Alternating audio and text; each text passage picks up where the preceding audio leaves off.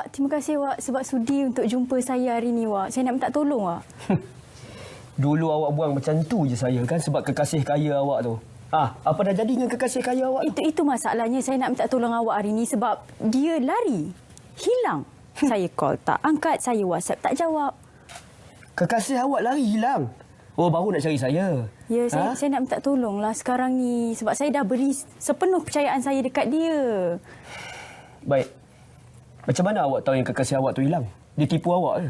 Ya, cerita dia macam ni. Semalam dia pinjam saya RM10,000. Saya bagi dia RM10,000 sebabkan sayang. Tapi hari ni saya call tak angkat, saya WhatsApp tak jawab. Jadi saya nak minta tolong awak. Saya minta tolong awak, tolonglah. Syira.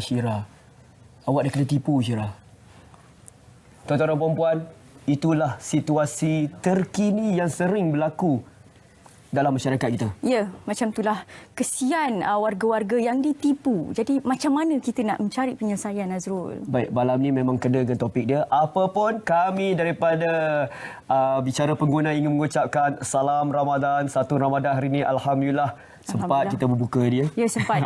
Bolehlah. Bolehlah kan? Bolehlah. Baiklah, malam ni kita akan bercerita tentang jenayah cyber bersama dengan tetamu khas kita yang memang orang kata kenalah dengan tajuk kita pada malam ni, Syirah. Betul. Jerat jenayah cyber. Kita akan bincangkan apa yang menjeratkan jenayah ni, apa yang menjeratkan manusia atau pengguna-pengguna cyber. Selepas ini, selepas ini kita relax-relax dulu, kita tengok carta pengguna. Jom.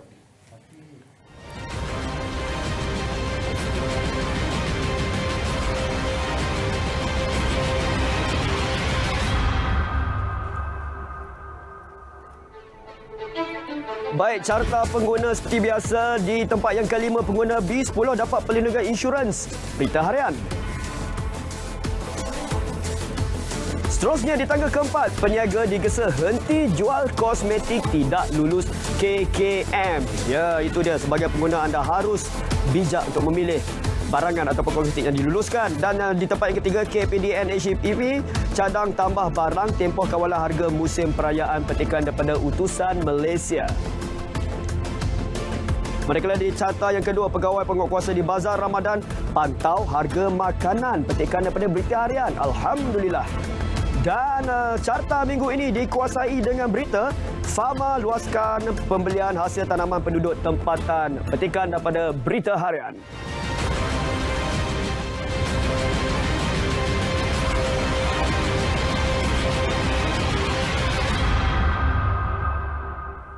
Baik, itulah dia carta pengguna 5 yang terbaik untuk minggu lepas. Baik, jenayah cyber. Itu dia, ramai yang dengar berita tentang love scam, money scam, macam-macam scam yang ada dalam negara kita ni. Kepada anda yang mempunyai soalan, seperti biasa anda boleh menghubungi kami di 0322829841 ataupun boleh berinteraksi bersama dengan kami di media sosial kami iaitu di Facebook, Bicara Pengguna dan juga Berita RTM. Baik, tanpa melengahkan masa, kita terus bersama dengan Syirah dan tamu kita. Jom, Syirah. Baik, terima kasih Azrul. Bertuahnya malam ni kita bersama dengan DSP Nur Asrul Haji Ashraf, iaitu DSP Pegawai Penyiasat Kanan Jenayah Telekomunikasi JSJKPDRM. Jadi, assalamualaikum tuan. Waalaikumsalam. Bertenaga malam ni nampak segar. Alhamdulillah. Bagaimana first Ramadan? Alhamdulillah, keadaan baik. Keadaan baik. Ya. Jadi kalau ikut urusan kerja hari pertama Ramadan dan hari Isnin, macam mana? Agak padat sikit jadual? Agak padat. Cuma kita cuba seimbangkan. Ditambah lagi dengan kes-kes yang ada. Ya. Jadi satu cabaran lah. Baik, terima kasih sebab berkesempatan untuk bersama dengan kita malam ini. Jadi yang pertama saya nak tanya tuan, kalau kita bincangkan tentang jerat jenayah cyber, keadaan atau boleh dikatakan trend terkini jenayah cyber di dalam Malaysia, apa yang boleh tuan terangkan secara detail tentang ini?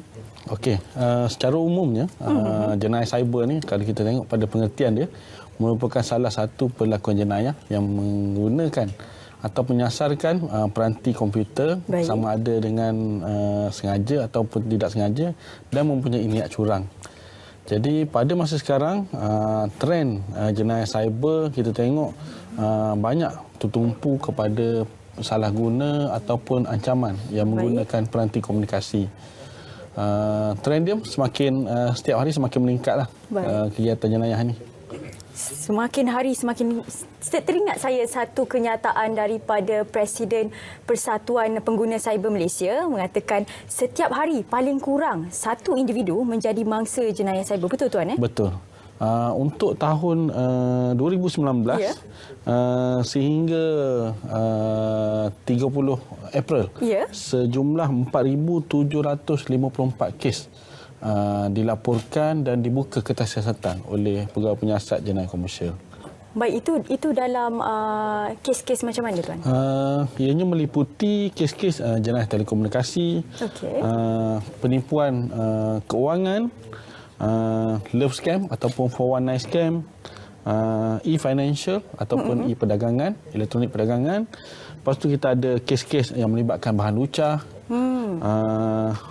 kes melibatkan harta intelek. Baik. Dan antara yang paling tinggi adalah kes melibatkan pinjaman tak wujud. Baik, kalau kita bincang tentang pengguna cyber, boleh dikatakan lebih kurang 15 tahun ini atau 10 tahun ini baru penggunaan cyber ni digunakan secara meluas.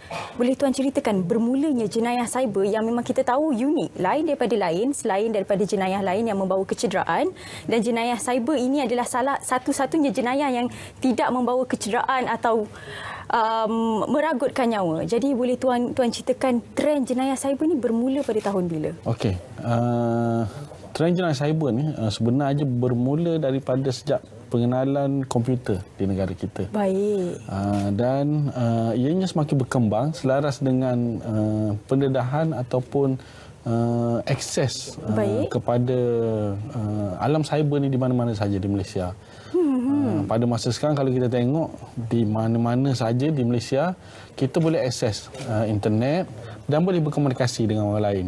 Jadi di mana saja kita berada selagi ada akses, di situlah kita boleh jadi mangsa. Mana di mana-mana pun mempunyai kemungkinan untuk menjadi sasaran penjenayah cyber, betul? Betul. Jadi apa sebenarnya modus operandi yang secara generalnya atau secara umumnya modus operandi yang digunakan oleh penjenayah cyber?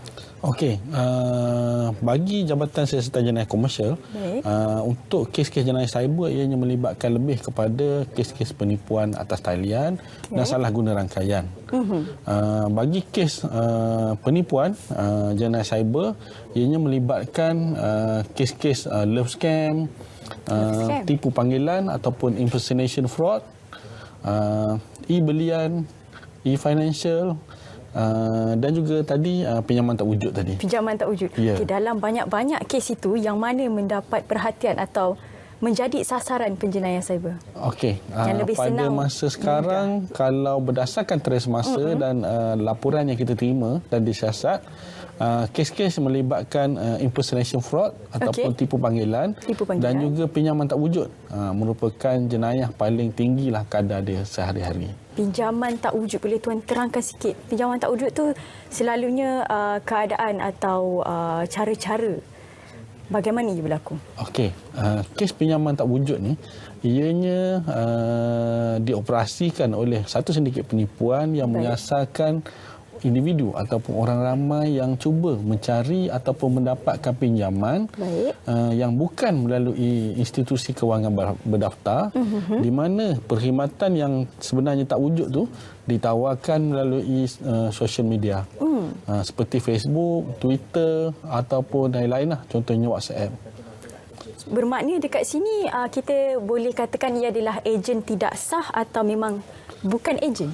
Bukan ejen. Memang ejen yang tidak wujud sebenarnya. Memang tidak wujud sebenarnya. Betul. Jadi sebenarnya sasaran mereka ni untuk golongan umur berapa?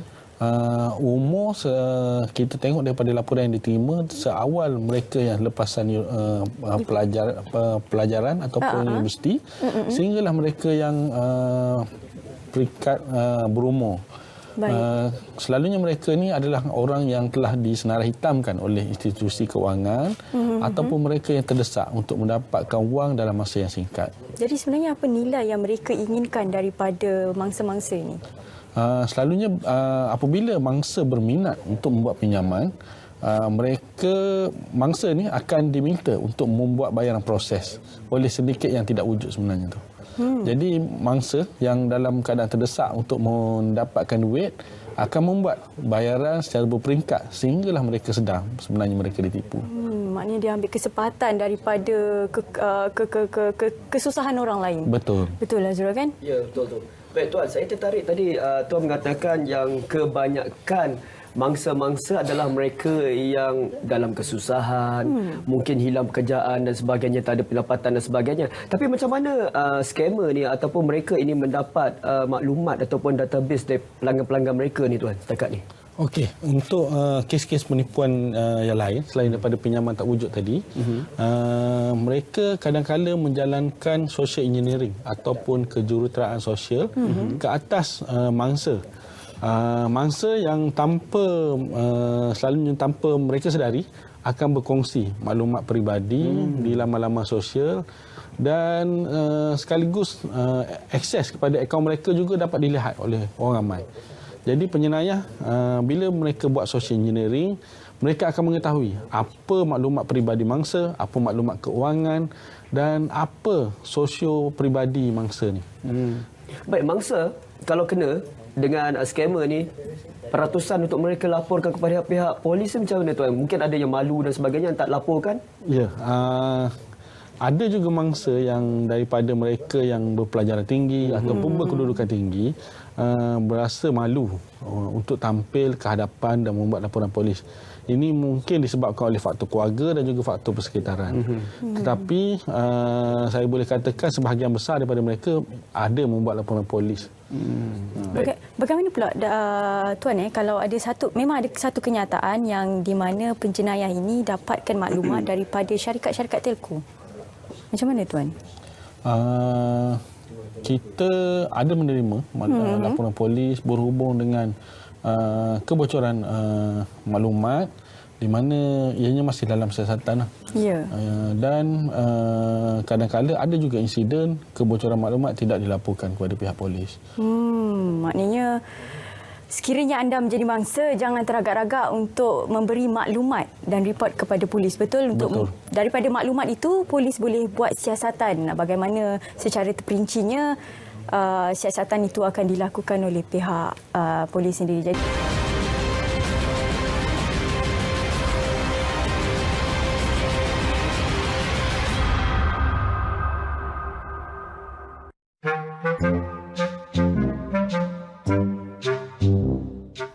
apa ni? Kata ajak lepak kafe main game pula. E-sport sangat kononnya. Boraklah. Assalamualaikum. Waalaikumsalam warahmatullahi. Oh, seronok Pak hidup. Sekejap ngomong. Dah makan ke? Dah minum? Dah siap dah. Order. Aku belanja dah apa chicken chop steak. Korang tak pernah makan sama ni kan? Order. Nak tapau. Aku belanja. Oi, lain macam kau betul Hidup ni. senang orang kaya.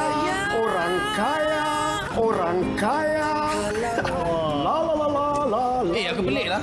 Sabar kejap. Sama hari ni aku merasa duit kau 50 sen. Asal hari ni kau baik hati sangat nak belanja-belanja kita semua ni? Rezeki tu kita tak tahu tak? Aku tunjuk agak. Mana rezeki? La. Baca kau kuat. Bagi semua dengar. Bagi semua dengar. Tahniah, anda telah berjaya mendapat Anda tu aku tak? RM500,000. Sila berikan akaun bank dan my card anda untuk pelepasan duit. Hubungi 032222. Saudara, kau ni. Ini scam. Sekejap.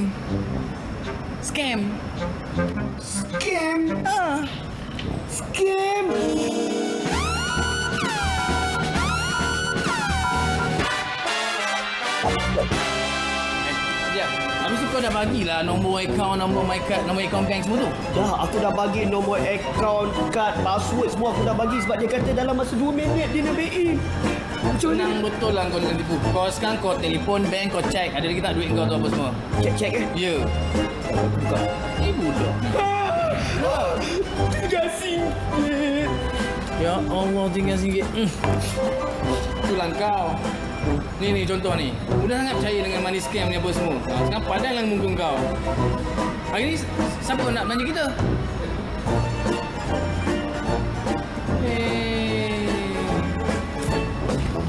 Tentu dia.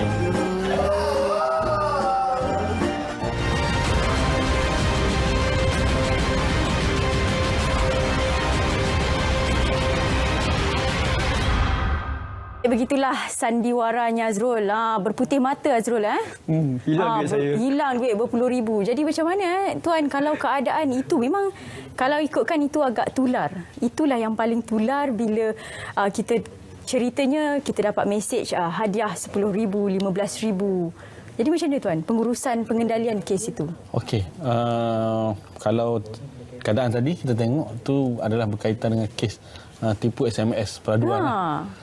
Jadi selalunya mangsa akan terima SMS yang menyatakan dia menang peraduan ataupun terpilih cabutan bertuah. Jadi dalam masa proses untuk mendapatkan hadiah kemenangan tu, penjenayah akan cuba memperdaya mangsa untuk membuat bayaran. Baik. Ataupun membelikan penjenayah kad tambah nilai panggilan. Macam itulah. Itu sebenarnya modus operandinya. Kita ada pemanggil, betul? Ya, betul tu. Kita ada pemanggil yang mana pemanggil ni daripada Perak. Chin. Hai. Hello. Halo. Ya, ini Mr. Chin sini. Ya, Chin, silakan. Soalan. Saya nak tujukan soalan ini kepada Tuan Azrul. Ya. Berkenaan dengan itu jenayah cyber. Okey. Okey. Di sekitar jalan ataupun kawasan perumahan dipasangkan itu banner alung. Okey. Jadi dengan nombor telefon putih-putih yang ada, kenapa pihak polis ataupun pihak kerajaan tempatan cuma mengambil tindakan dengan merampas itu banner-banner dan dengan heboh sekali dilaporkan dalam surat khabar pihak polis dapat merampas berapa keping itu banner alung. Ini melibatkan tenaga buruh, pihak polis, kerajaan tempatan. Ini adalah satu belanja yang begitu tinggi sekali. Okey. Tapi ini masalah tidak selesai. Okey. Jadi saya heran kenapa dengan nombor-nombor telefon yang ada ini tak boleh dapat. Okey. Tapi Faham. cuma buka banner satu masa, lepas itu buka banner itu saja. Okey, Mr. Chin. Terima kasih, Mr. Chin. Jawapan selepas ini, Mr. Chin. Tunggu. Baik, itu dia, Tuan. Di tiang-tiang, di dinding-dinding penuh dengan nombor telefon scammer. Macam mana, Tuan? Okey, Mr. Chin, terima kasih di atas keprihatinan yang diberikan. Untuk makluman, Mr. Chin dan juga tuan-tuan dan puan-puan semua, pada masa sekarang memang operasi dijalankan dengan berkala dan ke atas sedikit-sedikit peminjam wang yang memaparkan banner ataupun iklan pinjaman wang kepada orang ramai. Jadi daripada banner-banner yang kita rampas tu sebenarnya kita wujudkan satu pengkalan data dan juga koleksi maklumat risikan yang mana kita akan gunakan untuk siasatan dan juga pendakwaan ke atas sedikit-sedikit alung yang tidak berlesen. Jadi maknanya banner-banner data-data tu disimpan untuk koleksi untuk perisikan akan datang. Betul. Jadi kalau ikut mereka yang dah terjebak atau dah terperangkap dalam skam panggilan pinjaman macam tu, macam mana Tuan? Okey, selalunya bila mangsa tertipu dengan pinjaman yang tak wujud, bila mereka akan buat laporan polis, kita akan buka kertas siasatan di bawah Seksyen 420 kandung kesiasaan dan kita akan kesan dua pihak. Yang pertama, pemilik akaun yang menerima wang daripada mangsa itu tadi, dan kedua, pihak yang menyediakan perkhidmatan yang tidak wujud itu tadi. Okey, dalam kes seperti itu, skam pinjaman itu, dalam beberapa banyak kes yang telah pun diselesaikan menjadi rujukan atau menjadi kajian yang terbesar tentang skam pinjaman dari pihak PDRM. Apa yang boleh Tuan jelaskan tentang skam pinjaman ini? Okey, daripada sedikit penipuan pinjaman tak wujud ni, kita dapat lihat bahawa kebanyakan daripada masyarakat kita tidak gemar untuk berurusan ataupun mendapatkan pinjaman daripada institusi kewangan. Ini mungkin disebabkan oleh mereka telah disenarai hitamkan ataupun mereka lebih tertarik kepada kadar faedah yang kononnya rendah itu. Jadi macam tu sebenarnya. Kalau ikutkan inilah penipuan transaksi authorization code TAC perbankan internet. Boleh tuan ceritakan sedikit tentang ini pula? Scam tag pula. Okey, Transaction Authorization Code ni merupakan salah satu keperluan bagi seorang pengguna perbankan internet melengkapkan transaksi pemindahan wang daripada akaun perbankan internet mereka. Betul. Jadi kes-kes TAC ni ada berlaku apabila penjenayah mendapat akses kepada akaun perbankan internet mangsa. Selalunya penjenayah akan mendapat kata nama dan juga kata laluan ke dalam akaun mangsa. Jadi apabila dia masuk dan dia lihat dalam akaun perbankan internet itu ada wang, ada sejumlah wang, jadi penjenayah akan membuat pemindahan kepada akaun pihak ketiga. Tetapi untuk melengkapkan pemindahan wang tadi, penjenayah perlu mendapatkan kod TAC ini daripada mangsa. Macam ni tuan, daripada dia pemilik akan akaun. Beri message atau WhatsApp kepada pemegang akaun. Betul tak? Ya, ini adalah salah satu contoh kes yang telah berlaku sebelum ni, di mana penjenayah telah menghantar mesej menggunakan aplikasi WhatsApp kepada pemilik akaun perbankan ini dan meminta mangsa menghantar semula kod TAC tersebut kepada penjenayah.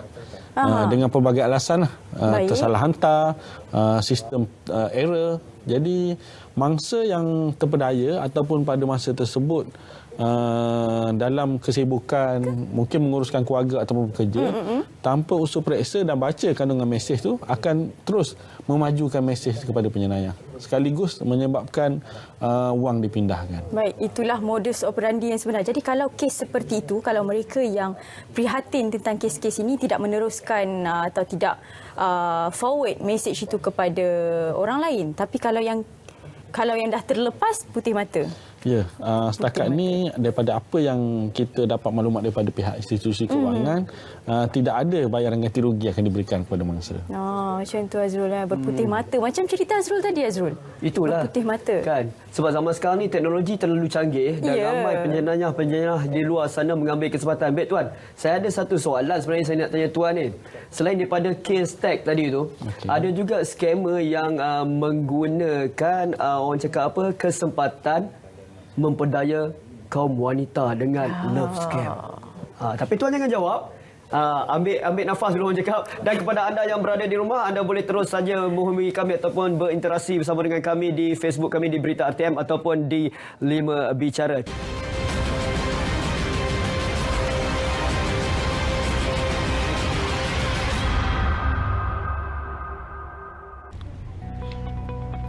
Kini, pengguna akan lebih mudah untuk membida nombor pendaftaran kereta.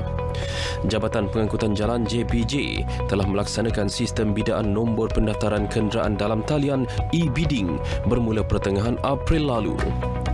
Menurut Menteri Pengangkutan Anthony Loke, sistem itu membolehkan pemilik kenderaan membida nombor plat pilihan tanpa perlu ke pejabat JPJ. Ini bertepatan dengan tema Hari Ulang Tahun Penubuhan JPJ ke-73, Digitalisasi ke Arah Integriti.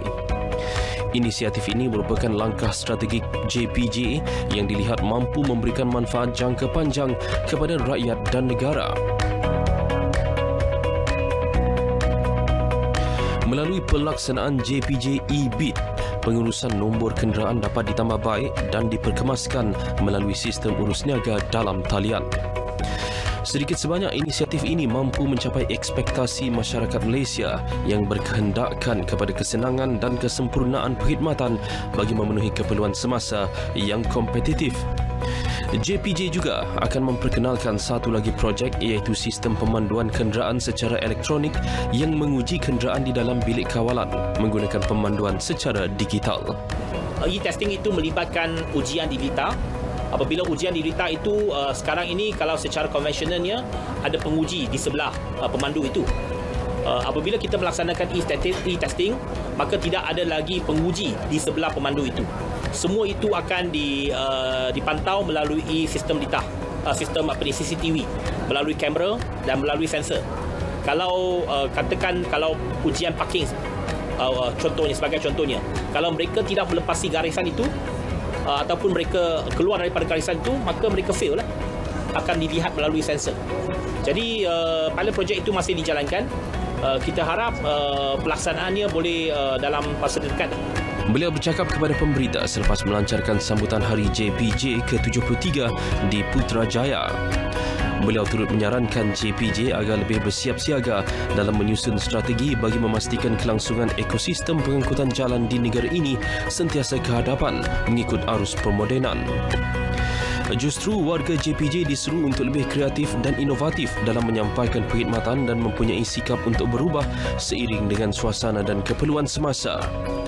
Keadaan ini amat memerlukan komitmen semua pihak yang disokong dengan kemahuan untuk memastikan perubahan berlaku dan boleh menjadikan organisasi lebih relevan dan berprestasi tinggi.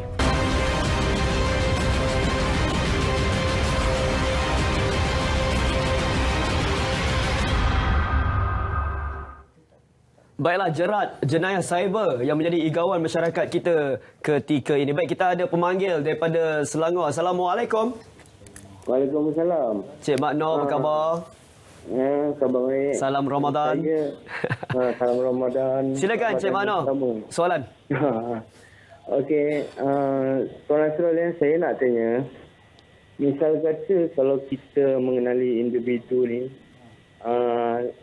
kita suspect dia seperti scammer lah. Okay. Ada talian yang kita memang dihaskan untuk buat laporan? Oh, okey. Itu saja Cik Mak Noh? Ya. Okey, terima kasih Cik Mak Noh. Okey, sama. Itu dia. Soalannya, kalau kita tahu ada scammer ataupun kena tipu, ada tak hotline daripada PDRM ataupun bagaimana nak menghubungi pihak PDRM? Okey, pada masa sekarang hasil daripada inisiatif dan usaha yang dihormati pengarah Jabatan Siasatan Jenayah Komersial, kita telah memperkenalkan satu talian iaitu 013 2111 2222. Ini merupakan nombor hotline bagi Jabatan Siasatan Jenayah Komersial. Okey. Tuan, number sekali lagi Tuan. Okey, 013 2 111 222. 222. Ya. Oh, itu dia. 013 2111 222. Ya. Jadi orang ramai boleh menyalurkan sebarang maklumat ataupun aduan berkaitan dengan jenayah komersial kepada nombor tersebut, di mana ada petugas yang akan bertugas setiap hari untuk menangani ataupun menerima aduan tersebut. Setakat ini 12 jam. 12 jam. Ya. Jadi selalunya apa evidence atau bukti yang perlu dikemukakan kalau seseorang nak buat laporan tentang scammer ni Tuan? Okey, perkara utama apabila menjadi mangsa kepada jenayah penipu ataupun scammer ni, yang pertama sekali bukti pembayaran lah yang dibuat oleh mangsa kepada penjenayah. Lepas tu kalau boleh buat screenshot ataupun rakam perbualan komunikasi di dalam aplikasi sembang tadi ataupun email, dan bawa bersama semasa membuat laporan polis. Oh, maknanya itu kemukakan bukti-buktinya. Ya. Itu kes love scam. Jadi saya nak tahu kalau ikutkan keadaan atau trend sebenar love scam ini di Malaysia. Okey, pada masa sekarang bagi kes love scam ataupun cinta atas talian ni, bagi bulan April 2019 sejumlah 138 kes dilaporkan seluruh Malaysia dengan jumlah kerugian 14,115,000. 14 juta. Ya. Di mana daripada 138 kes tu, ianya juga melibatkan 229 pemilik akaun ataupun yang kita panggil keldai akaun. Keldai akaun. Iaitu mereka yang memberikan akaun perbankan mereka untuk digunakan oleh penjenayah bagi menerima wang daripada mangsa. Jadi modus operandi yang sebenar, macam mana love scam ini, mereka yang penjenayah atau jenayah jenis love scam ini melakukan jenayah? kalau ikutkan? Okey, penyenayah love scam ni adalah mereka yang mengeksploitasikan media sosial, contohnya seperti Facebook, Baik. di mana mereka menyasarkan orang ramai, terutamanya kaum wanita yang mencari pasangan di laman-laman sosial ataupun ingin berkenalan. Bagi saya mungkin lebih kepada perasaan kesunyian mungkin. Jadi apabila berkenalan, penyenayah ini akan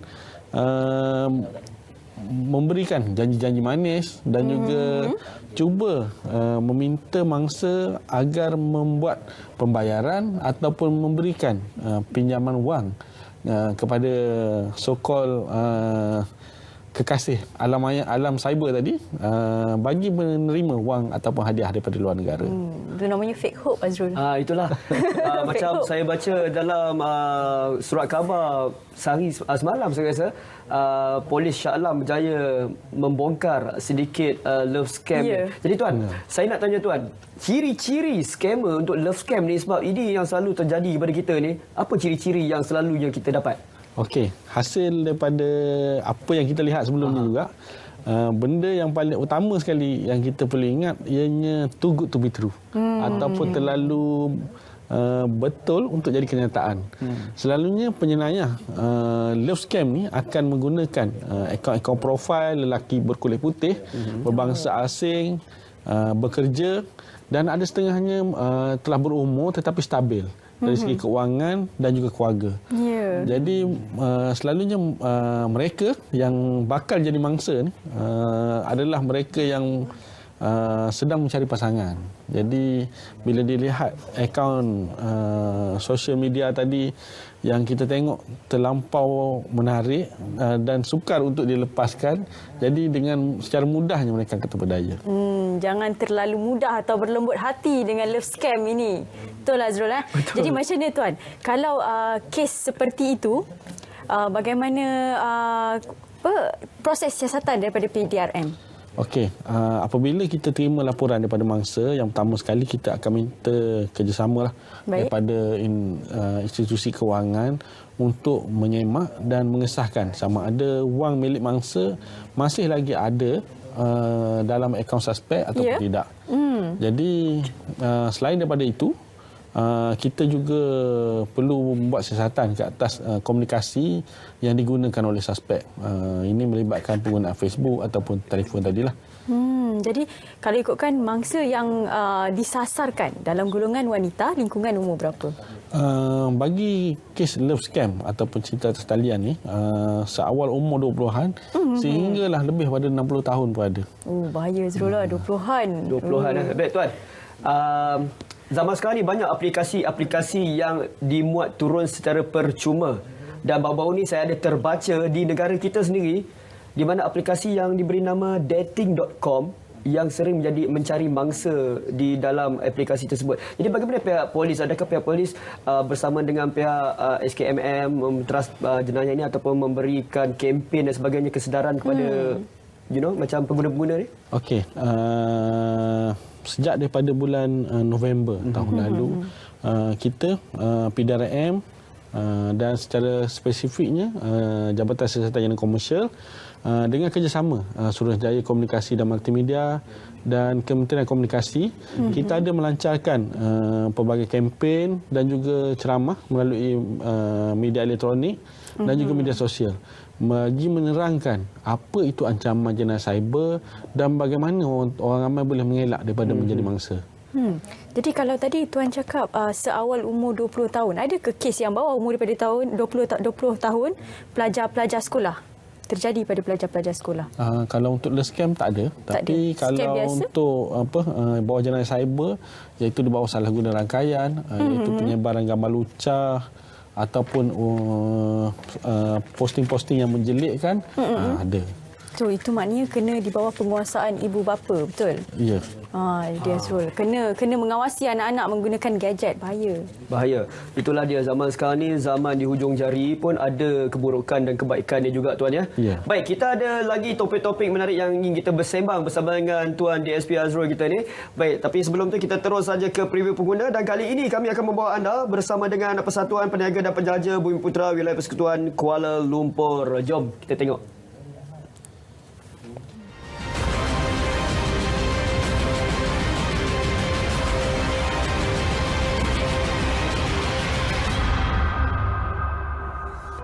Ramai di kalangan anda menjadikan ibu kota sebagai lubuk rezeki anda. Seperti kebanyakan peniaga lain, anda juga mempunyai masalah perniagaan. Di mana anda boleh salurkan aduan anda dan di mana anda boleh dapatkan bantuan? Anda nak tahu? Jom ikuti saya. Edisi kali ini, Persatuan Peniaga dan Penjaja Bumiputera Wilayah Persekutuan Kuala Lumpur membawa preview pengguna kepada senario semasa penjaja dan peniaga kecil di ibu kota. Latar belakang persatuan ini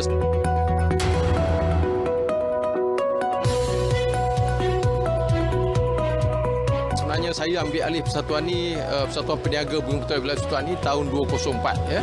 Dari mana kebanyakannya ahli-ahli persatuan ini adalah terdiri daripada masyarakat peniaga yang meniaga di kawasan pasar, mall, Dewan Bandaraya dan sebagainya.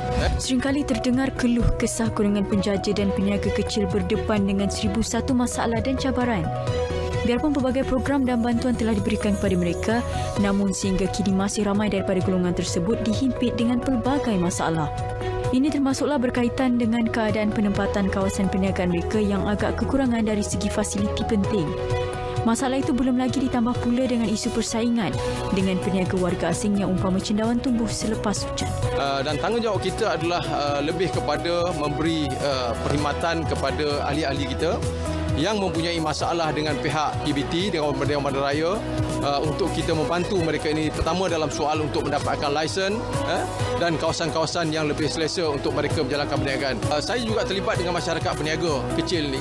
Pada ketika itu saya dapati tidak ada siapa pun yang hendak membantu atau memantau masyarakat peniaga yang menjalankan perniagaan di wilayah persekutuan pada ketika itu ya.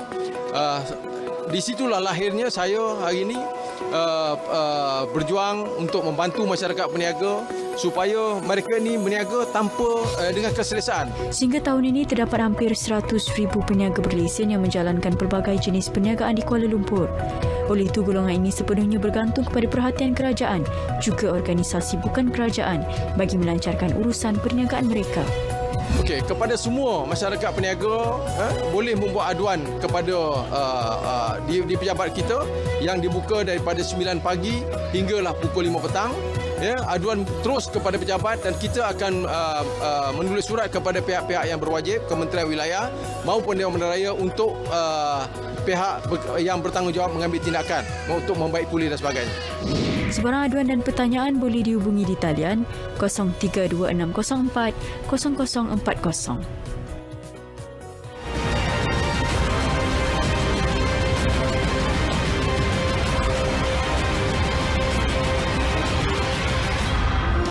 Baik, terima kasih kepada anda yang terus bersama dengan kami di TV1 dalam Bicara Pengguna. Jadi malam ni kita bercerita tentang jerat jenayah cyber. Banyak informasi yang telah pun kita dapat. Jadi kita teruskan bersama dengan Syira untuk blok akhir ni. Silakan Syira. Ya, betul. Jangan lupa untuk WhatsApp kepada nombor 0132111222. WhatsAppkan segala bukti yang anda telah ditipu oleh scam. Seperti yang tertera di kaca TV anda. Jadi tuan, peringatan buat pengguna-pengguna di luar sana tentang scam ini. Okey. Yang pertama sekali, kalau terima panggilan daripada mana-mana pihak yang beritahu dia daripada agensi penguatkuasa ataupun institusi perbankan, yang pertama sekali kalau dia telefon saja, ya kita jangan panik. Okay. Jadi bila terima panggilan, dia bagi tahu kita ada masalah apa semua, buat catatan apa masalah yang dia nyatakan. Sama ada kita terlibat dalam penggunaan kad kredit, pinjaman, ataupun kalau daripada pihak berkuasa mungkin kes langgar lari, kes dadah, isu GST. Betul. Ataupun terlibat dalam kes dadah. Jadi bagi tahu pemanggil tu, saya akan buat semakan dengan pihak berkuasa ataupun bank sendiri. Jadi sebenarnya kita pihak berkuasa ataupun pihak perbankan tidak ada membuat sebarang pembekuan akaun melalui secara panggilan telefon ni. Oh, maknanya panggilan-panggilan memang terang-terang tak ada? Tak ada. Tak ada. Jadi yang panggilan itu memang terang-terang panggilan tipu. Jadi kalau seperti itu berlaku dan mereka didesak, diugut, macam mana tuan? Okey, kalau didesak ataupun diugut, letakkan panggilan tersebut dan terus buat laporan polis. Okey, kalau saya ada terbaca satu kenyataan atau satu kes ini, kononnya terlibat dengan jenayah di Mahkamah Magistrate Sabah Sarawak dan kita susah untuk mendapatkan maklumat di sana. Jadi macam mana dari pandangan tuan macam tu? Okey, itu merupakan salah satu modus operandi yang digunakan oleh sindiket penipuan impersonation fraud ni. Jadi kalau ada terima mesej begitu ataupun dinyatakan ada terlibat dalam kes-kes mahkamah, boleh pergi ke Balai Polis berhampiran untuk membuat semakan ataupun memberitahu apa yang terjadi. Jadi di peringkat PDRM, di mana-mana Balai Polis sekalipun, kalau orang ramai datang dan beritahu, insya-Allah kita akan terangkan apa yang berlaku dan kita akan cuba bantu untuk semak. Jadi kalau ikut pada kes-kes tu, apa pelaksanaan PDRM untuk memastikan pengguna cyber sendiri mendapatkan maklumat? Okey, dari segi peringkat Jabatan Siasatan Jenayah Komersial, yang pertama sekali untuk berkomunikasi dengan orang ramai, selain daripada talian yang saya nyatakan tadi, kita ada juga page Facebook iaitu Cybercrime Alert Royal Malaysia Police, di mana setiap hari kita akan kongsikan apa juga modus operandi ataupun ancaman jenayah cyber ke atas orang ramai. Ini sama ada berdasarkan daripada maklumat risikan ataupun kes-kes yang dilaporkan seharian. Jadi kalau ikutkan maklumat tu di hujung jari anda sahaja. Jadi anda sendiri perlu bertanggungjawab ke atas diri anda. Betul? Betul. Jadi kalau kita boleh konkludkan atau beri kesimpulan tentang scam ini, apa yang tuan boleh berikan keadaan semasa Malaysia dan bagaimana pengguna bertindak balas terhadap isu scam ini? Okey, secara keseluruhan daripada apa yang berlaku, sebagai seorang rakyat Malaysia yang melihat perkara ini setiap hari, saya amat berharaplah kita semua rakyat Malaysia ni saling berkongsi pengetahuan mengenai apa juga ancaman jenayah cyber ini, dan sekiranya ada masalah ataupun pertanyaan berkaitan jenayah cyber ini, kita boleh bertanya sama ada kepada jiran tetangga ataupun ahli keluarga, berkongsi masalah. Kalau kita terima panggilan yang menyatakan kita ada masalah dengan bank ataupun pihak berkuasa tadi, perkara pertama bagi tahu ahli keluarga. Jangan pendam sendirian dan membuat pemindahan wang. Itulah yang berlaku di kes-kes yang melibatkan kerugian tinggi ni. Selalunya mereka tak berkongsi masalah dengan orang. Selalu kalau kerugian untuk jenayah cyber ni yang paling tinggi dalam kes-kes dalam kajian tuan, yang paling tinggi kerugian? Paling tinggi bernilai jutaan ringgit. Memang jutaan ringgit? Betul. Jadi kalau terlepas kes yang macam itu telah pun atau melaksanakan transaksi duit kepada penjenayah itu, memang dah tak boleh nak buat apa tuan? Okey, kita selepas laporan polis diterima, kita sedaya upaya dengan secepat mungkin akan berhubung dengan pihak perbankan untuk mengenal pasti dan memeriksa sama ada duit milik mangsa masih ada lagi ataupun tidak. Cuma kebanyakan kes-kes yang bernilai tinggi ini selepas beberapa selang masa barulah mereka datang ke Balai Polis untuk membuat laporan. Mana kalau ikut daripada risikan atau siasatan polis mengambil masa berapa lama? Dia tak ada waktu yang khusus ataupun spesifik, tetapi selalunya selepas 1 atau 2 minggu selepas ditipu ataupun complete dia punya cycle penipuan tersebut, barulah mangsa datang ke Balai Polis untuk buat laporan.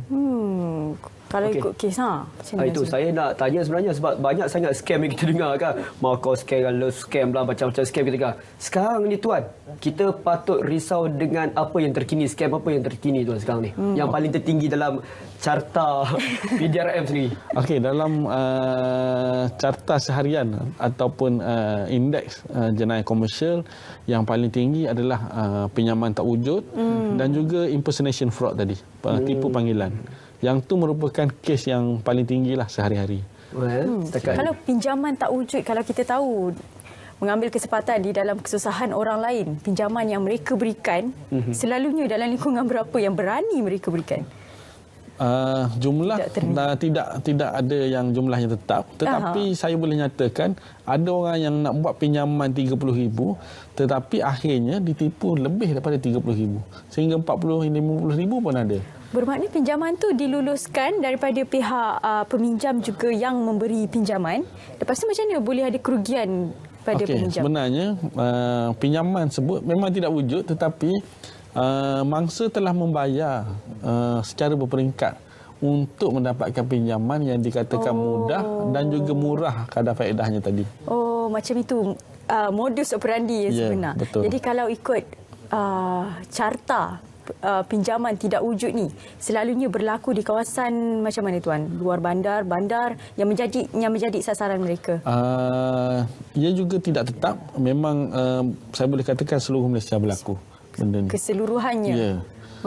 Di mana sahaja ada akses social media ataupun media sosial tadi, memang orang ramai boleh terdedah kepada ancaman penipuan ini. Jadi kalau skam pinjaman ini, mereka yang telah pun memberi pinjaman dan telah pun mendapat keuntungan daripada pinjaman yang telah diberi tadi, daripada pinjaman yang tidak wujud tadi, kalau sekiranya penjenayah ini lari atau menukar alamat, menukar nombor telefon, macam mana pula siasatan polis selepas itu?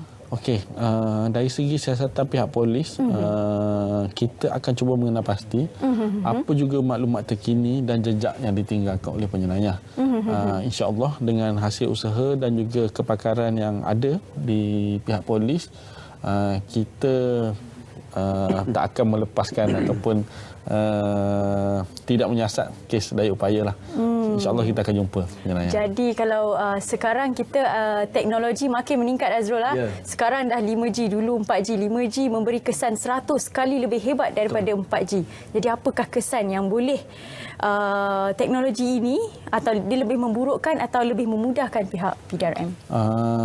Dengan kedatangan teknologi mungkin 5G yang terbaru ni, saya rasa dengan kepakaran dan juga usaha yang dijalankan oleh pihak polis, kita akan cuba mengadaptasi apa juga teknologi yang datang. Baik. Dan kita akan cuba sedaya upaya untuk menyiasat kes.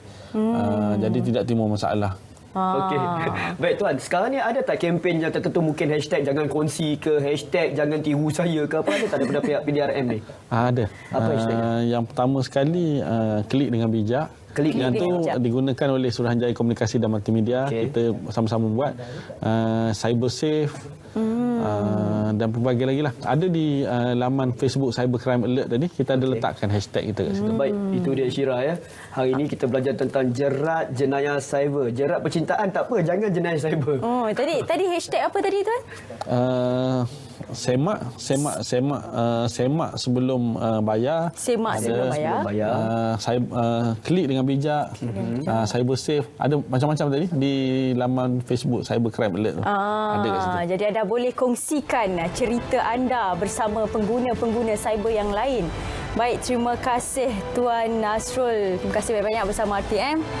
Baik, untuk penonton Bicara Pengguna, kita akan kembali bersiaran minggu hadapan hari Isnin. Terus setia bersama RTM. Selamat malam.